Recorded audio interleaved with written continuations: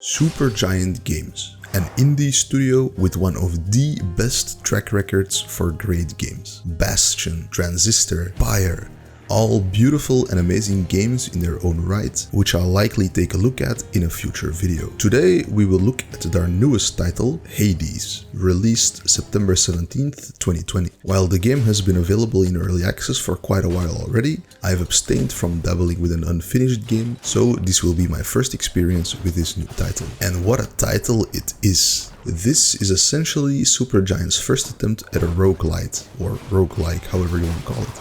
Since both Bastion and Transistor, while having similar isometric action combat, are more linear, story-focused games, more so Transistor than Bastion. Hades also has a huge focus on its story and combat, however, and the game does an amazing job in weaving together its roguelite game design and its story. Death is expected of you, communicated by both the characters and the gameplay itself. It is very refreshing to play a roguelite with an actual progressing and interesting story, encompassing very nicely designed and very well voiced characters as well, who are very charismatic by the way, including your own character, Zagreus, Prince of the Underworld and son of the titular Hades. I don't know a huge amount about ancient Greek mythology, though I do find the subject very interesting, and it is a jumbled mess regardless, but apparently Zagreus is mentioned and is present in the mythos, albeit in a very minor role. Some of the most popular Olympian gods are present here as well, sending down blessings to help you out in your quest to escape from the underworld.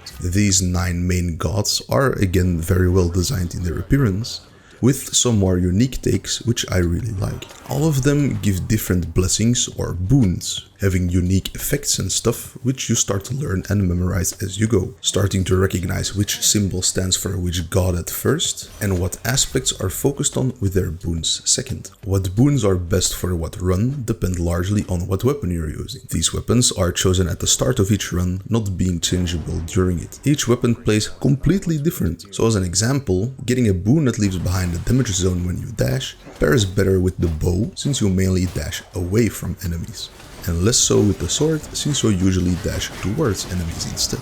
Things like that.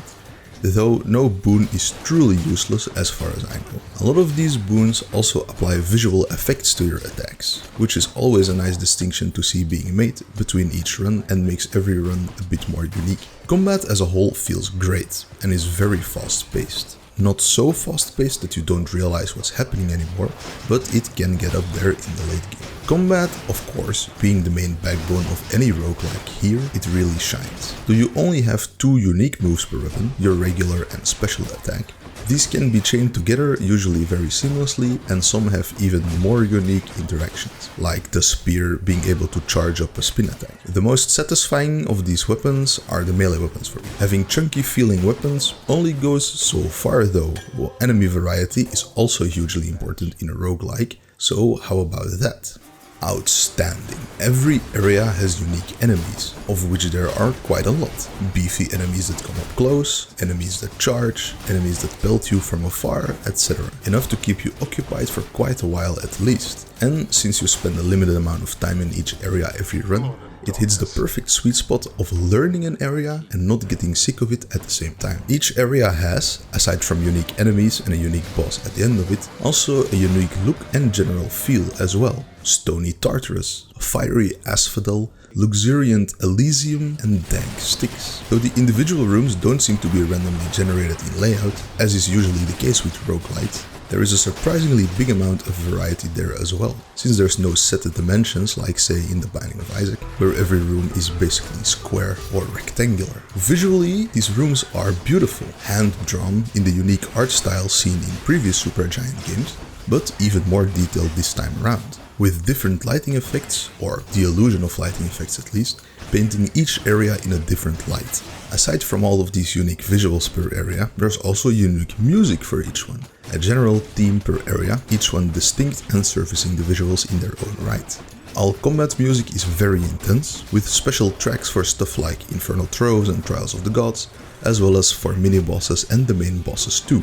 Then there's also Orpheus and his music stand back at the House of Hades, with some unlockable, hauntingly beautiful songs. I'll very likely buy the original soundtrack of the game if it's ever on sale, And the first time you find Eurydice in Asphodel, and you get this nostalgic feeling like you're playing Bastion again for the first time, it's a very good feeling. Beautiful is really the only way to describe this game. Not just the music and environmental visuals, but the characters as well, as I mentioned before already. These characters not only being a joy to look at, but also a joy to talk to and learn more about. Most of these conversations taking place in the House of Hades, being your base of operations, and the rest occurring when obtaining blessings during your run or through other various encounters. With these characters being part of a mystery, unfolding and winding tighter every time you die, there definitely is a reason enough to keep on playing, aside from, the fun combat, just to see what the fates have in store for you. There's an amazing variety in these dialogues as well. The uniqueness of the characters really is the driving force here. Almost every conversation is unique. Gods giving you their boons always have something new to say, commenting on your progress or what weapon you use,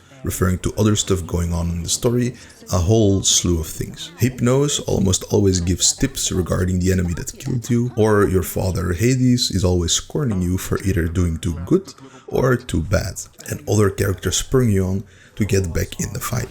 These fights can be visually very dense, but since you have a spammable dash and a lot of options to handle incoming and outgoing damage through your boons, and eventually through your Titan blood weapon aspect build, these fights feel very worthwhile. The largest portion of these fights is against waves of regular enemies, of course, with a wide variety to come bug you and try to drag you back to the house by killing you. Later in the run, more and more enemies get armor, also depending on what room you enter. This is a secondary health bar that prevents stun and knockbacks if it's not depleted, and gets depleted a lot slower than the regular health bar. There are, however, a lot of boons that specifically increase your damage to armor, so it balances out nicely. You can also encounter mini-bosses, which are even more souped-up versions of regular enemies and are all unique fights as well. There's a lot of dishing out hits and taking hits yourself, of course. But getting hit once isn't a huge punishment, though healing is very limited at the start of the game. Eventually, you do gain the option to get some drip healing through your Mirror of Night talents or through various boons or shop items. Even if you do get killed, you very early on unlock a Death Defiance talent, automatically saving you when you would have died, replenishing your health back to half after a short delay. Not getting any defensive boon during your run itself can really bite you in the ass though, especially if you're using a melee weapon that's not the shield. Ranged enemies are a real nightmare in that case, and losing a Death Defiance or even two to a single encounter stacked with witches or the Gorgon Head mini-boss in Asphodel can really make you say, damn, this game sucks.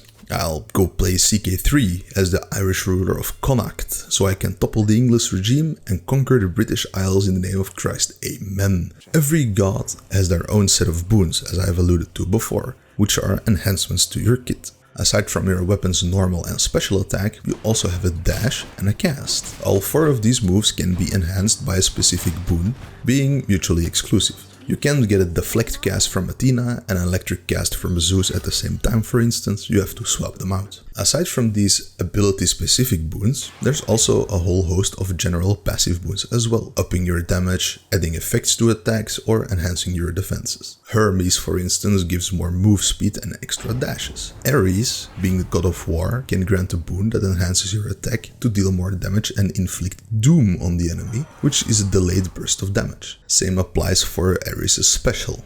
The dash boon that Ares gives you leaves behind a whirlwind of blades that damages enemies over time, well, as long as the whirlwind is active, of course. With his cast boon also transforming your cast from the regular bloodstone to a similar whirlwind. It's not guaranteed that all of your ability boons come from the same god, however, since you don't have any control over which gods will appear to aid you, aside from the first blessing through your keepsakes. Though you can see what god's blessings are present a room in advance, so you can choose between, say, Hermes or Poseidon, or between a blessing and the shop, or a whole host of other rewards that rooms can offer, always visible the room in advance. Every god gets introduced as you go, you don't get overloaded with every single god at the same time. Again, each one introduces themselves with unique dialogue, and every god has, of course, their own theme. Ares stands for war and bloodlust. Artemis provides precision and damage, and Athena is more focused on defense and survivability and so forth. All of these gods have their own personalities as well, even clashing with each other from time to time.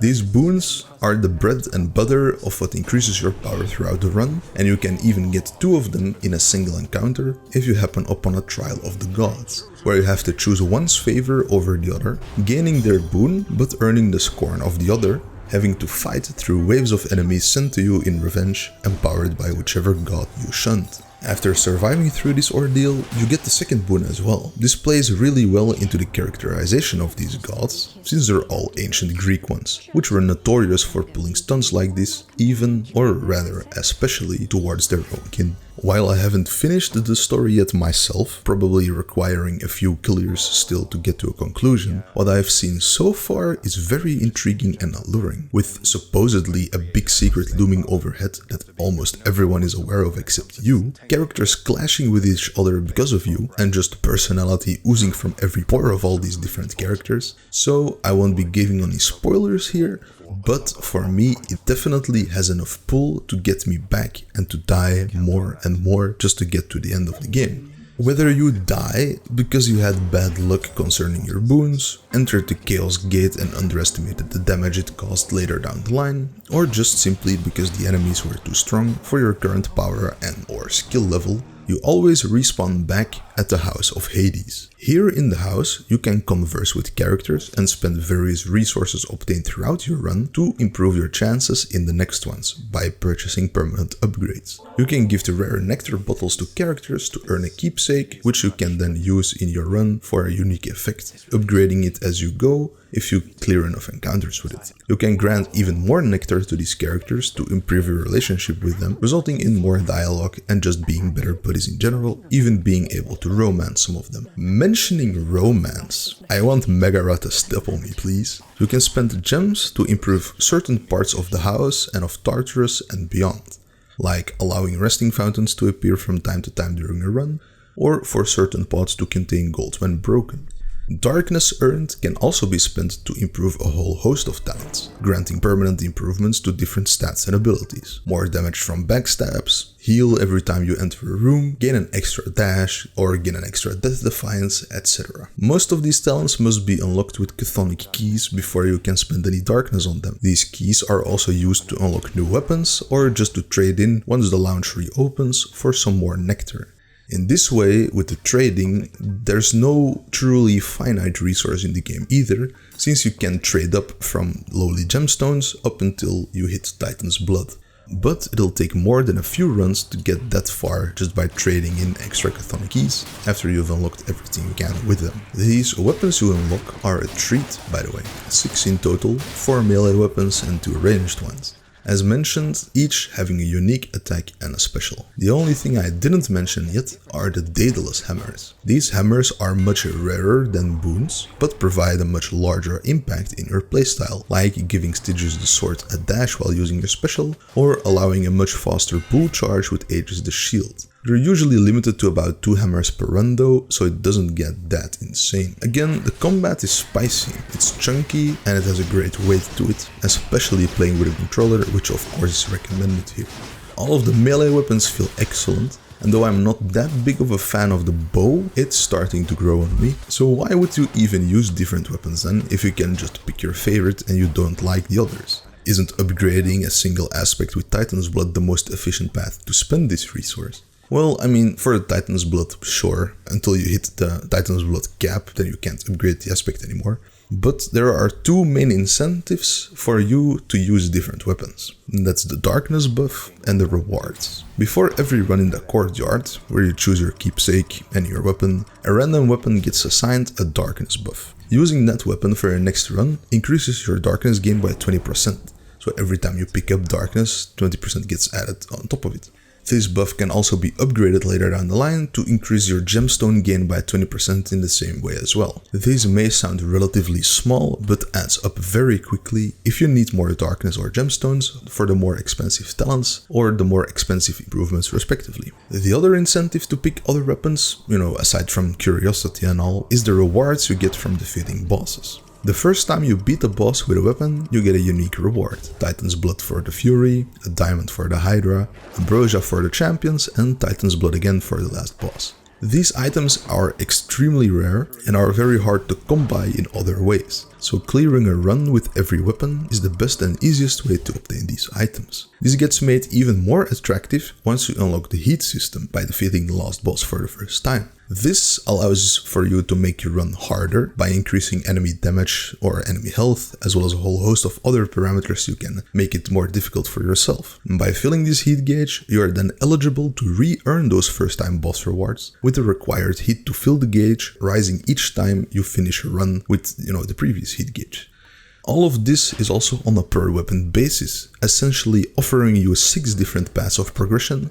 And this, combined with the Titan Blood aspects, the Mirror of Night talents and the gemstone improvements, this has to be one of the most intricate and well fleshed out roguelite progression systems I have seen in a very long time. I could go full in-depth or more in-depth into all of these systems, go through every boon, through every god, and all the different weapon aspects and chaos boons and all of the other stuff. But I think I'll leave it here, because otherwise the video will just become a guide more than anything. In conclusion, Hades is easily one of the best, if not the best roguelite I have ever played, and is a true masterpiece. The game is fun, beautiful, intricate, challenging, satisfying, intriguing, all of it. If this is the result of Supergiant's decision to go the early access route with this title, every future title of them should apply this tactic. Hades certainly is a godlike title, and if I know Supergiant, will definitely not be the last. I hope you enjoyed the video. I wanted to get this out a bit more faster than I did, but I started school again recently, so I haven't got quite as much free time to do this stuff anymore. I hope to see you in the next one. And goodbye.